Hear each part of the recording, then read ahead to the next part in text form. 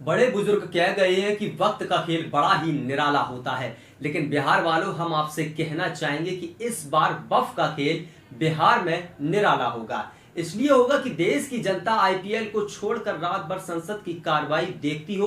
देश की जनता को अब खेल से ज्यादा मनोरंजन राजनीति में मिलने लगे, क्योंकि देश की जनता को इस बार सबसे ज्यादा मजा पॉलिटिक्स में आ रहा हो और इमरान प्रतापगढ़ी की शेर शायरियों का लोग मजा ले रहे हैं। तो समझ लीजिए कि देश के हालात किस कदर आगे बढ़ चुके हैं।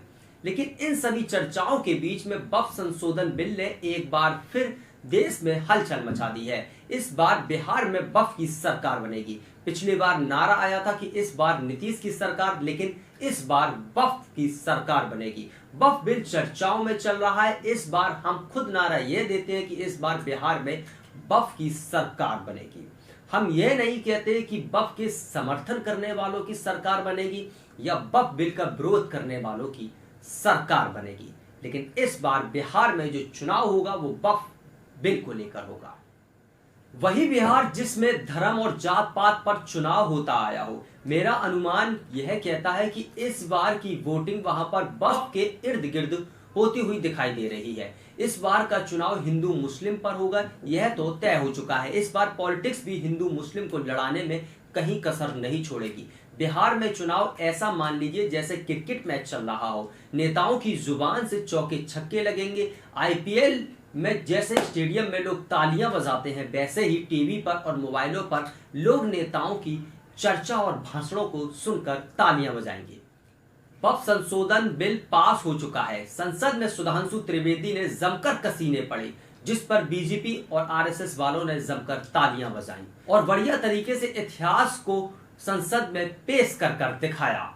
वहीं दूसरी तरफ विपक्ष में बैठे इमरान प्रतापगढ़ी ने अपने उर्दू और नुक्तों से बेतोड़ जुबान से दे दनादन दे दनादन दे दनादन लगे रहे और यह चर्चाएं काफी सोशल मीडिया पर वायरल हो रही हैं। लोगों को यह कंफ्यूज हो गया है कि आखिर इन दोनों में से कौन सा बेहतर नेता है जो हम लोगों को मोटिवेट कर पाया हो, जिसके भाषण से हम लोग अच्छी तरीके से समझ पाए हों कि बफ बिल हमारे पक्ष में है या विरोध में। ये तो चर्चाएं चलती ही आ रही हैं। बिहार की बात कर लेते हैं। बिहार में इस बार चुनाव होना है और चुनाव वो भी बफ बिल पर होगा। बिल को पास होने को लेकर सबसे बड़ा जो योगदान माना जा रहा है वो नीतीश कुमार, जितेंद्र राव मांझी और चिराग पासवान की अहम भूमिका भी मानी जा रही है। वही समर्थन में तो चंद्रबाबू नायडू भी थे, लेकिन उनकी चर्चाएं इसलिए इस वीडियो में नहीं की जा सकती क्योंकि चुनाव जो है वो तमिलनाडु में नहीं बिहार में है और यह बिहार का चुनाव इसलिए महत्वपूर्ण रखता है कि वहां पर मुस्लिमों की आबादी काफी अच्छी है। नीतीश कुमार पहले भी इसी तरीके से पलटी मार चुके हैं, लेकिन नीतीश कुमार के साथ जो मुस्लिम वोट था वो फिक्स माना जाता था। नीतीश कुमार चाहे लालू के साथ रहे या मोदी जी के साथ चले जाए, मुस्लिम वोट तितर तितर नहीं होता था। लेकिन इस बार के मुस्लिम नेताओं में यह चर्चा बनी हुई है कि वो नीतीश का साथ छोड़कर जाना शुरू कर चुके हैं। नीतीश बाबू के इस फैसले से मुस्लिम के बड़े नेता नाराज हैं और पार्टी को छोड़ना शुरू कर दिया है। जेडीयू के नेता अफजल अब्बास, वहीं जेडीयू के नेता नवाज मलिक ने इस्तीफा दे दिया है। जेडीयू के कासिम अंसारी और मोहम्मद तबरेज ने भी पार्टी से किनारा कर लिया है। जेडीयू के एमएलसी गुलाम नबी गौस लगातार ही मीडिया से और सोशल मीडिया से अपनी बात रख रहे हैं कि जब कृषि कानून वापस हो सकता है तो वक्फ संशोधन बिल वापस क्यों नहीं हो सकता। कहने का मतलब यह है कि नीतीश कुमार ने तो वक्फ बिल का समर्थन कर दिया, लेकिन उनके पार्टी में विवाद लगातार ही बढ़ता जा रहा है और यह विवाद कब तक बढ़ेगा इसका कोई अनुमान नहीं लगाया जा सकता, क्योंकि इसी साल बिहार में विधानसभा चुनाव है और नीतीश कुमार के साथ अगर ऐसा हो रहा है तो ये उनके साथ आने वाले चुनाव में अच्छा साबित नहीं हो सकता। अब वक्फ बोर्ड के विवादों की संख्या भी जान लेते हैं। बिहार में सुन्नी वक्फ बोर्ड के पास 2900 संपत्तियां हैं, जबकि शिया वक्फ बोर्ड के पास 327। इन संपत्तियों को लेकर बिहार में विवाद लगातार ही चलता आ रहा है और जिसकी सुनवाई अदालतों में लंबित है। सुन्नी वक्फ बोर्ड के अध्यक्ष की माने तो 300 से अधिक ज्यादा संपत्तियां पटना में है, जिस पर विवाद चल रहा है जिसकी सुनवाई सुन्नी वक्फ बोर्ड टर्मिनल कोर्ट और हाई कोर्ट में चल रही है।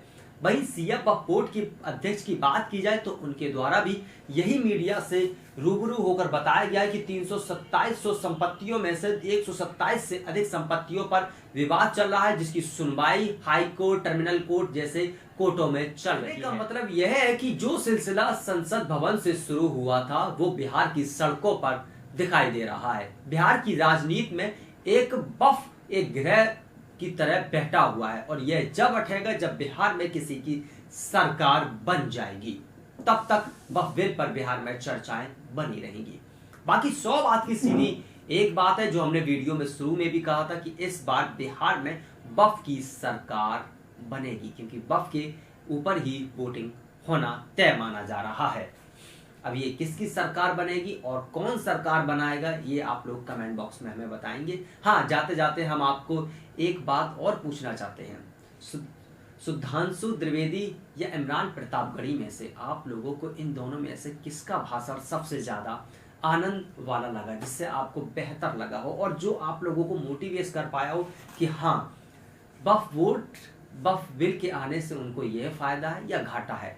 किसकी बाड़ी में आपको सबसे ज्यादा बेस्ट भाषण लगा? अगर आप लोगों को ये वीडियो दिखना तो सोशल मीडिया पर जाकर सर्च कर सकते हैं, दोनों की वीडियो आमने सामने मिल जाएंगी और दोनों ही बढ़िया तरीके से बोलते हैं।